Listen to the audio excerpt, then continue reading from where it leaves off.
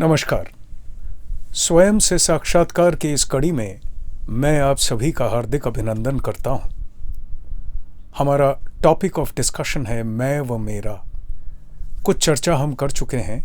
अब हम बड़ी गहन चर्चा पे आए थे मैं व मेरा पे।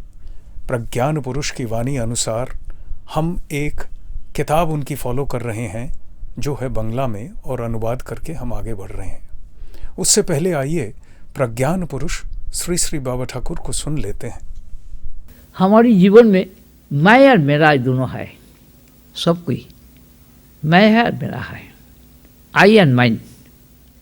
तो मैं क्या है और मेरा क्या है? मैं है सब्जेक्ट और मेरा है ऑब्जेक्टिव पार्ट। जैसे मेरा क्या है, शरीर से शुरू करके बुद्धि तक, शरीर, प्राण, इंद्रिय, मन, बुद्धि, अहंकार, चित्त, प्रकृति, ये सब को व्यवहार करता है मैं। उनसे हमने सुना मैं क्या, मेरा क्या। हमारा समस्त अंतर इंद्रिय और जितने भी बहिर इंद्रिय हैं और ये प्रकृति है, ये सब कुछ मेरा के अंतर्भुक्त है। इन सबको व्यवहार कर रहा है मैं। अब पिछली कड़ी में हमने जहाँ पे इस चर्चा को छोड़ा था वो अवस्था थी सहज ज्ञान योग है, अखंड एक मैं को सच्चिदानंद बोध में मानना, देखना और जानने का अभ्यास करना। ये हम मेरा बोध में नहीं कर पाते हैं। मैं बोध में हर चीज को मानना, देखना, जानने का अभ्यास करना। आगे कहते हैं अनादि काल से मैं ही था, मैं ही है, मैं ही रहेगा। देह केवल भोगायतन मात्र है। अब इस बात को भी ध्यान में रख के चलना है। ये जो देह है ये केवल भोगायतन मात्र है और कुछ नहीं है। लेकिन हम देह से युक्त हो जाते हैं तो ये सोच नहीं रहती है। अब ज़रा हम इम्पॉर्टेंट बात पे आते हैं। हमारे सबके अंदर बैठकर जो बात करते हैं, काम करते हैं, देखते हैं, सुनते हैं, जानते हैं, वही है मैत्व, हमारा मैत्व। लेकिन जो मैं मेरे अंदर जागृत होता है, हम सबके अंदर जागृत होता है, वह है अहंकार का मैत्व का मैं नहीं। आगे कहते हैं मैं की 4 अवस्थाएं हैं। पहली अवस्था है मैं मेरा बोध। तब मैं को भूलकर मेरा अर्थात विषयों के ऊपर निर्भर ज्यादा होता है मनुष्य। तब लोग भूल जाते हैं कि मैं को अगर हम निकाल दें या मैं को छोड़कर मेरा बोध है केवल अहंकार और कुछ नहीं है। जैसे ही अहंकार का इस्तेमाल शुरू होता है वैसे ही हमारे जीवन की तकलीफें आदि चलती रहती हैं। मैं का स्वरूप भूल गए तो मेरा का प्रभाव बढ़ गया। मेरा का प्रभाव जब चला गया तो मैं का स्वरूप प्रधान हो गया। मैं मेरा भाव है जीव भाव, संतान भाव। मैं बोध में प्रतिष्ठित जीव है ईश्वर या चिति माता। मेरा बोध से शुद्ध मैं बोध में प्रतिष्ठित होने के लिए त्याग, वैराग्य और भक्ति का प्रयोजन है। उसी के माध्यम से मेरा मैं जो है, माँ का मैं, सदगुरु का मैं, इस जगह जाके प्रतिष्ठित होता है। ये है हमारा दूसरा मैं। पहला है मेरा मैं, जहाँ मेरा प्रधान है, मेरा मेरा मेरा करके हम जीवन जीते हैं। दूसरा है माँ का मैं, ईश्वर का मैं, गुरु का मैं। ये दूसरा मैं है। अब एक तीसरा मैं कह रहे हैं, वो देखिए बहुत ही इम्पॉर्टेंट चीज़ है। कह रहे हैं कि उसके बाद भक्ति लाभ होने के बाद तृतीय अवस्था में हम कहते हैं मैं का मैं। अब ये मैं का मैं क्या है, ये थोड़ा इम्पॉर्टेंट है। ये मैं का मैं में भी हम पूर्ण मैं जो है, एब्सोल्यूट मैं जो है, उस मैं पे शायद नहीं है। देखिए अपने जीवन की अपनी परिस्थिति को वो कैसे जाहिर कर रहे हैं कि ये मैं का मैं को उन्होंने किस हिसाब से अपने जीवन में इस्तेमाल किया है। ये किताब है सद्गुरु प्रसाद द्वितीय खंड, जो एक उनका प्रवचन रहा। उस प्रवचन के कुछ अंश मैं आपको पढ़ के सुना रहा हूं कि ये मैं का मैं क्या है। मैं अपनी तरफ इशारा करते हुए कह रहे हैं, अपने को एक टाइम पे तुम बोध से मैंने संबोधन किया है एवं उससे कहा है कि मैं का मैं तुम मेरे अंदर जागृत रहना। तुम्ही को सिर्फ मैं मानता हूं और तुम्ही को सिर्फ मैं जानता हूं। जो मैं हम व्यवहार कर रहे हैं वो मैं कह रहा है, मैं का मैं तुम बोध से संबोधन करके कह रहा है, मैं का मैं तुम मेरे अंदर जागृत रहना, मैं केवल तुम्ही को जानता हूं और तुम्ही को मानता हूं। आगे कहते हैं, तुम इस मैं के आत्मा हो, इस मैं के गुरु हो, इस मैं के सर्वस्व हो। तुम सो मत जाना, नहीं तो मैं अज्ञान में डूब जाऊंगा। उनको मैंने जगा कर रखा है मैं के वक्ष पर।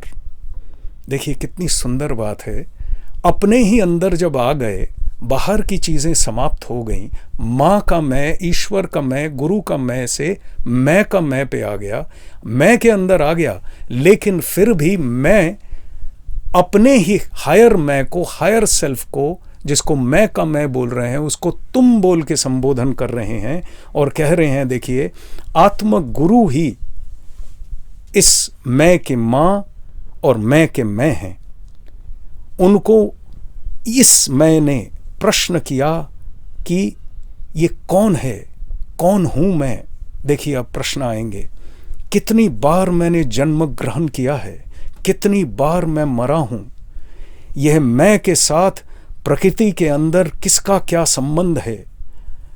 लाख लाख बार मैं जन्मा हूं, उन सब जन्मों के मेरे माता पिता अब कहां हैं, कहां है इस मैं के संतानगण। मेरे को जानना ही होगा, ढूंढ कर निकालना ही होगा, इसका मूल कहां है। ये विज्ञान स्वतंत्र भंगिमा में मैंने अनुशीलन किया है मैं के ही अंदर। देखिए खुद ही खुद से प्रश्न कर रहे हैं और खुद ही खुद के अंदर डूबकर उस प्रश्न का उत्तर मांग रहे हैं। प्रश्न जगता है जब हमारे अंदर थोड़ा सा भी ज्ञान का मामूली अभाव रहता है, लेकिन ये अभाव की अवस्था नहीं है जिस अभाव की अवस्था से हमारे अंदर 10 किस्म के जागतिक प्रश्न जगते हैं। ये अवस्था नहीं है, ये बहुत उच्च कोटि की अवस्था है जब मैं पूर्ण रूप से अपने अंदर घुस गया और घुसने के बाद खुद ही अपने पक्के मैं से सवाल कर रहा हूं और हर किस्म के जवाब उन्हीं से मांग रहा हूं, अपने ही अंदर से उद्गत होने के लिए। और किसी को जिज्ञासा इसने की नहीं या अनुकरण किया नहीं, अपने बारे में कह रहे हैं। बहुत बाद में अंतर में आत्मवाणी दैववाणी सुनी गई, और जो आत्मा जिज्ञासा है, आत्मा का विज्ञान योग है, वो सर्व प्रचलित योग नहीं है। ये जो आत्म जिज्ञासा है, ये आत्म विज्ञान है, ये प्रचलित योग नहीं है।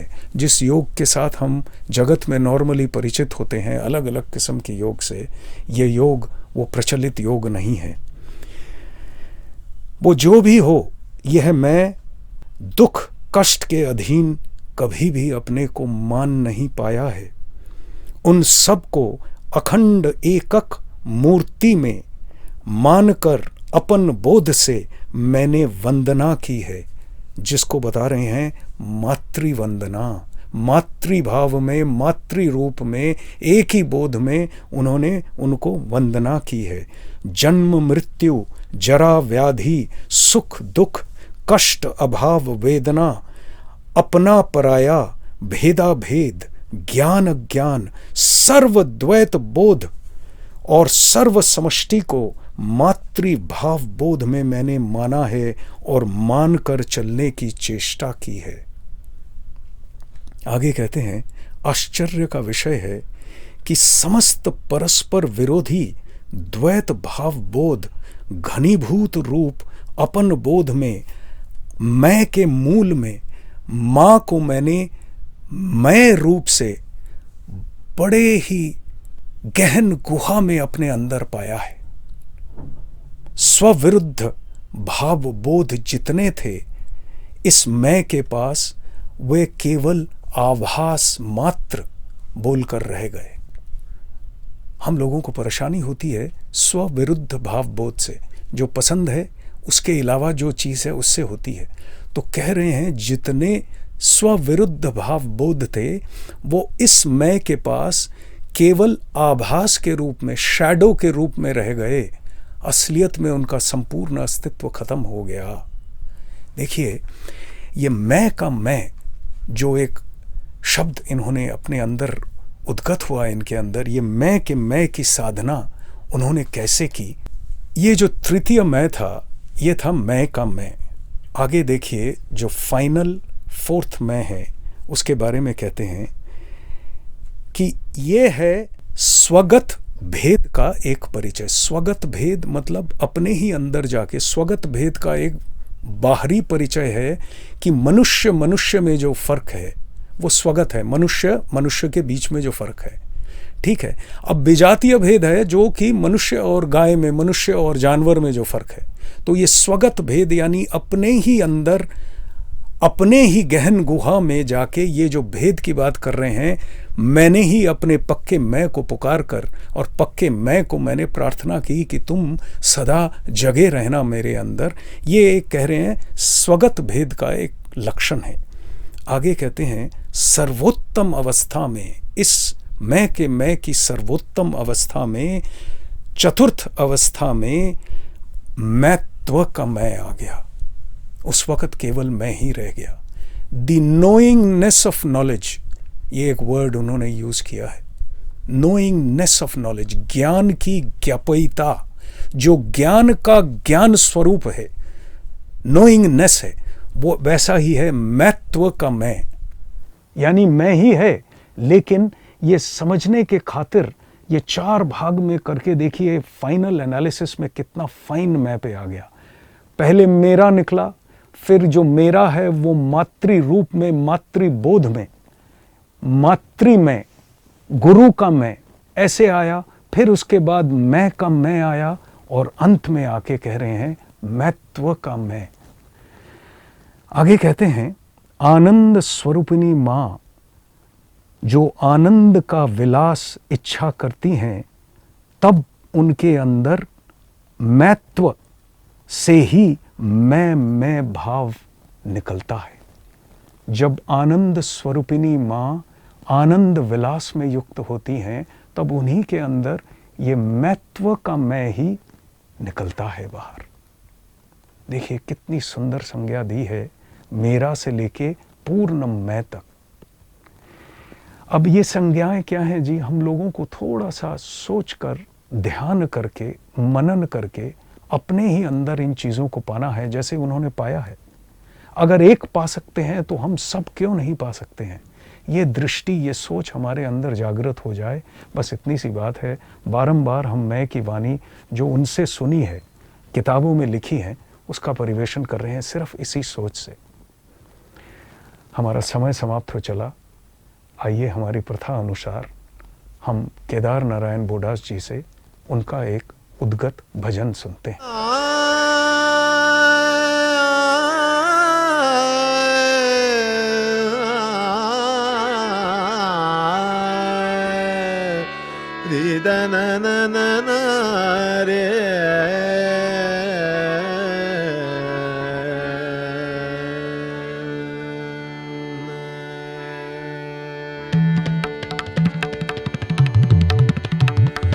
मैं काम है, मैं काम है अहं देव, मैं काम है अहं देव ब्रह्मोयात्मा ईश्वर परं विशुद्ध चैतन्य सर्वसम निर्गुण निरंजन।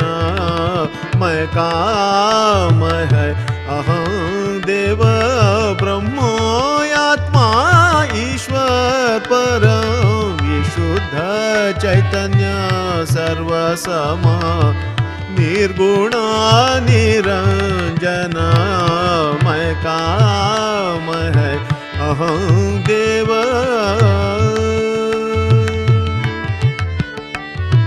सर्वबोध का अधिष्ठान और सर्व भाव का समाधान सच्चिदानंद घन प्रीतम स्वानुभव देव स्वयं मैं काम है।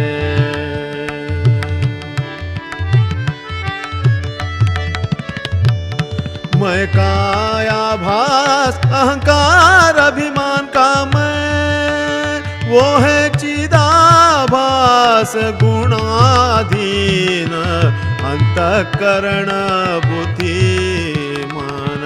अहं देव आत्मा का मैं पुरुषोत्तम भगवान निर्गुण गुणी अंतर्यामी पक्का मैं है सनातन। सर्वबोध का अधिष्ठान और सर्व भाव का समाधान सच्चिदानंद घन प्रीतम स्वानुभव देव स्वयं मैं काम है अहं देव। ब्रह्मोयात्मा ईश्वर परम विशुद्ध चैतन्य सर्वसम निर्गुण निरंजन मैं काम है अहं देव।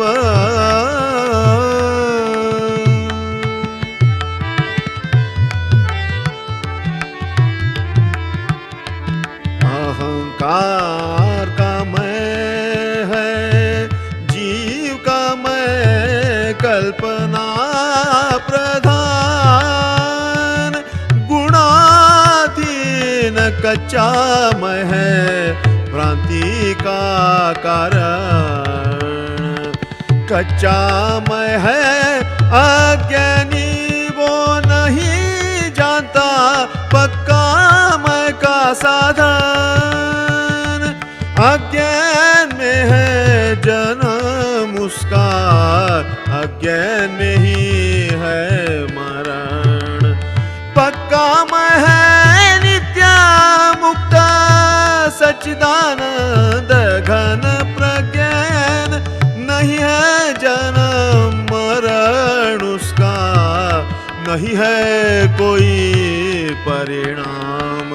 सर्वबोध का अधिष्ठान और सर्व भाव का समाधान सच्चिदानंद घन प्रीतम स्वानुभव देव स्वयं मैं काम है अहं देव। ब्रह्मोयात्मा ईश्वर परम विशुद्ध चैतन्य सर्वसम निर्गुण निरंजन मैं काम है अहं देव मैं काम